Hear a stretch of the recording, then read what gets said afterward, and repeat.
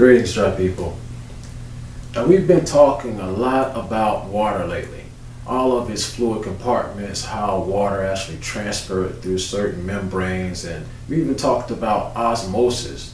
But we even dug even more deeper. So I try to make everything simple in these tutorials so we all can understand. But we even dug so much deeper, like we start learning about the water channels and aquaporins and all these different things in our cell membranes, and the diffusion. So we're learning a lot in these type of tutorial sessions. So I want to talk more about the secretion, the absorption, the filtration, and this is the main job of our kidneys.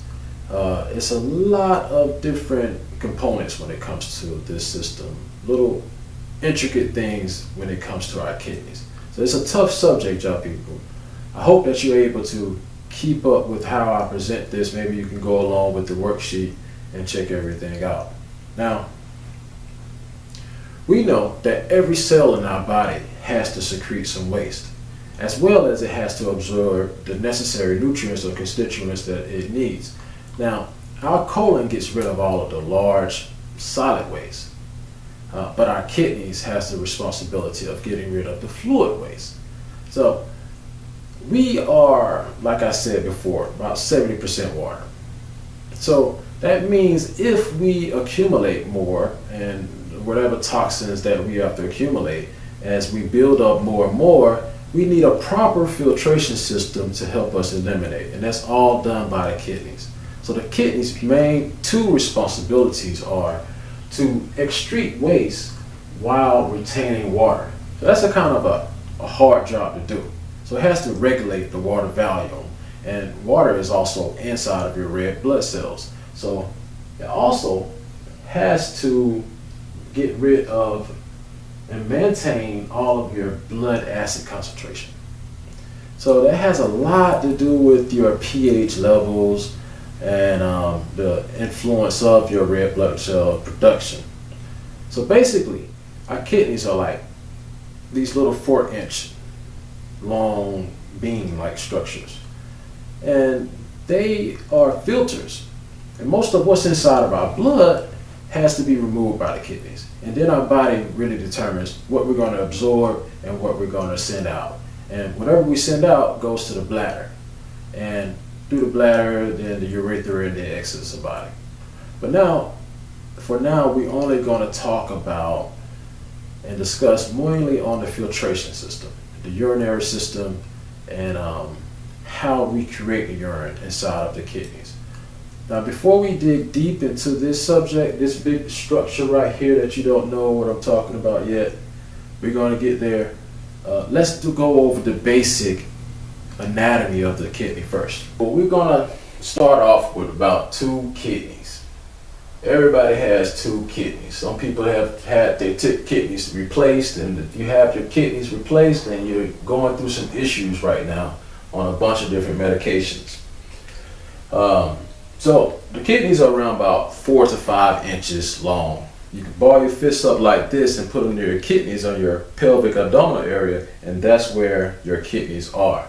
One of the kidneys, the right kidney, is actually a little bit lower than the left kidney, because we have this huge bulky liver that's sitting right there in our abdominal cavity.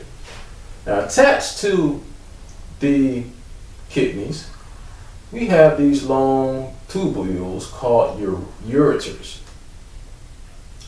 Now, the ureters go downward and they produce a peristaltic movement, because inside of the ureters they have these little small muscle cells.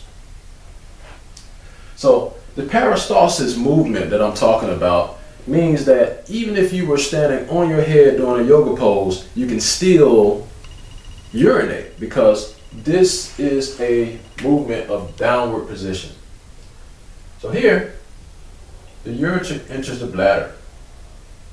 Now, sometimes this bladder can be really, really full at times, because then it's down in the pelvic cavity. But the ureters don't just enter at the top, they enter at the bottom. So kind of like showing you that it enters in the bottom area here. and then it fills up to the top. But at the bottom of your bladder, you have a urethra. Now this is where the urine exits the body. In women, this urethra is around 1.5 inches short, very short. So that means that a bacteria can easily climb there and give the woman a urinary tract infection. In a man, it's around 8 inches. So that's pretty long. It's pretty good. That he would rarely have a urinary tract infection because it's a little longer. Bacteria can't climb that far up to cause any major issues. But the major issue that he will have, and every man probably will have to go through this, is because he has a prostate. And the prostate is located right here, hugging, right there, kind of wrapped around the urethra at the baseline of it, where it kind of can narrow. If it becomes enlarged, it will become swelled. It's swelling, a swelled gland. Then that lumen area, this space between here, will narrow, and the stream will be very low, like a very narrow stream of urine that comes out. So basically, as a recap, we know that we have ureters right here. Just want to spell it out for you guys. This is real basic anatomy, and we'll go in a little bit further because we got to get over here to show you the actual water filtration inside of the kidneys. Okay, so let me come over here and let you know that the kidneys are basically made of 3 different layers. So I'm going to draw the inside layer, which is the outside here. I'm going to say that the outside layer means the cortex. If you ever heard the word cortex.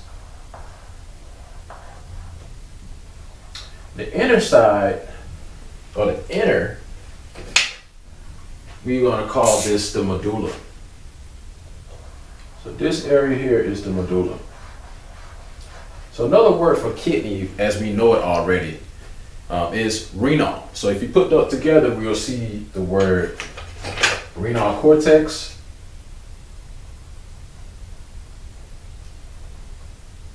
which is the outer layer, and we will see renal medulla, which means the inner.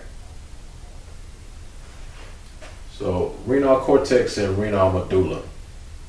Now the way that it flows, I'm gonna go ahead and show you here how urine flows. Is it goes from the outer side, which we already know from the cortex, through these medullas. Now the medulla, in the medulla, it has little pyramids inside of it. So these little pyramids that I recall, they're called medulla pyramid.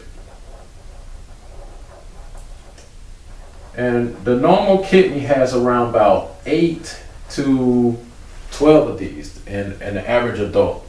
And in the medulla, since the urine has to flow from the cortex to the base of the medulla, it has to go through what they call the medulla pelvis. And the medulla pelvis looks similar to like this. And it goes through collecting tubes, and it enters the ureter. So that's pretty much the basic outline of how urine is made right there in the medulla pyramid. Now we have other things inside of the medulla pyramid. That's the reason why I had to go over this basic outline to show you when we get here, because there's some things inside of this medulla that we need to know how it's filtering all of the blood, all of the water, all of the calcium, sodium, potassium, how all of this stuff is being filtered throughout our system. So what I've just described, I want you to imagine getting backed up from all of the different water and all of the things that we accumulate every day. It can become very, very toxic. Even the pharmaceutical drugs has to be filtered through certain areas of the kidney, and that's what we're going to go deep into to show you how sickness and disease actually really starts, because we gotta detox these different areas here. If we don't detox these areas, we can accumulate a lot. So there are people who are on dialysis, people who are on had one kidney removed, people that the diabetes and all type of thing that's going on with kidneys. It's very crucial to our function to life. So let's dig deep. Let's dig deep and find out what's going on inside of these little things. The kidney is composed of up to 18 lobes. Each lobe is composed of nephrons. Nephrons are the functional units of the kidney, and each kidney contains more than 1 million nephrons. Each nephron consists of a glomerulus and a system of tubules. The glomerulus is a unique, high-pressure mass of capillaries that filters the blood. The glomerulus is encased in a thin, double-walled capsule called Bowman's capsule. The space inside the capsule and surrounding the glomerulus is called Bowman's space. Plasma-like fluid is filtered from the capillary blood into Bowman's space through the glomerular filtration membrane. The glomerular filtration membrane consists of 3 layers of capillary wall: the endothelium, the basement membrane, and the epithelium. This membrane allows some particles from the blood to pass through, but not all. The fluid that is filtered from the capillary blood into the Bowman's space is called filtrate and forms the primary urine. The filtrate then diffuses across Bowman's space and into the tubule system of the nephron. In the tubules, some substances are added to the filtrate as part of the urine formation, and some substances are reabsorbed out of the filtrate and back into the blood. The nephron tubule is divided into 4 segments. The filtrate passes through each of these segments before reaching the ureter. A highly coiled segment called the proximal convoluted tubule, which drains Bowman's capsule and where almost complete absorption of nutritionally important substances takes place. A thin looped structure called the loop of Henle, which reabsorbs water and ions from the urine and plays a role in controlling the concentration of urine. A distal coiled portion called the distal convoluted tubule, which regulates potassium, sodium, and pH, and where further dilution of the urine takes place. And the collecting tubule, which joins with several tubules to collect the filtrate and where final sodium regulation takes place. So we see how the urine is made and going down the ureters and coming from that loop of Henle. This subject could take hours to complete, but we're not going to go into the blood regulation, pressure, and all those different things through a system we call the renin-angiotensin system. For short, they call it RA system. But that releases a hormone that goes around this system. And it goes from, I can tell you a little bit about it. It goes from the liver to the lungs and back down to the adrenals and down to the kidney. And this is what your certain medications are using to stop certain areas like alpha ACE inhibitors and beta blockers and things like that are being controlled into this RA system. Even though I think it's important that you know about this, we got to come to the end of this lesson and to learn about what foods actually influence the kidney filtration. Now, most doctors, they would look at your urinalysis chart and they would see that you are hydrated by saying, oh, this is between yellow and clear, so that means you're hydrated. Well, I think, Dr. Shalom, I think that urine should be stinky, should be cloudy, and it should be between yellow going into orange. And the reason why, you know, because this is filtration. Your urine should have sediment inside of it.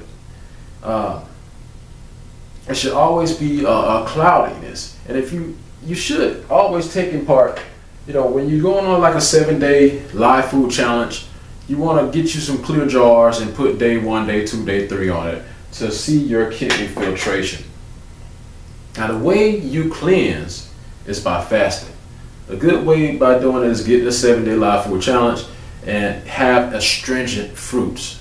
Those astringent fruits that are listed in there are like berries, melons, citrus fruits like lemons, and also has grapes. A grape fast would be great. For watermelons and all those things, those high water concentrated foods, even your vegetation like cucumbers, Your radishes has a lot of water inside of those foods. Celery is a good combination to cleanse with. I think the herbal side that you need to look forward to is having things that influence ADH. ADH stands for anti-diuretic hormone, and it's also produced by the kidneys, but we're not going to go into that either. So herbs that you would look forward to seeing or using would be uva ursi, juniper berries, stinging nettles. These influence kidney filtration, help strengthen the loops of Henle's and everything like that. And I found an Ayurvedic herb that is very important called Punarnarva. So these are herbs that influence kidney filtration, gets rid of kidney stones, bringing those people back from stage 3 to stage 2 and keeping them on that level so that they can have good filtration in their kidneys. And the most you have to do, because the number one cause of anybody having kidney problems is to stay hydrated. So until our next class, I thank you guys for listening. I thank you guys for watching. Shalom.